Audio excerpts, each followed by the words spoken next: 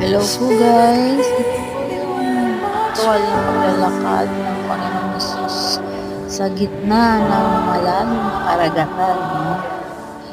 Dito pa lang po sa video na to ay talagang nakaka-spark ng gusto. Dahil parang kapag ganito ang mga video, parang biglang may masayang may masayang purot sa inyong puso pag nakakita kayo ng ganitong video sa lalo na ang sa video.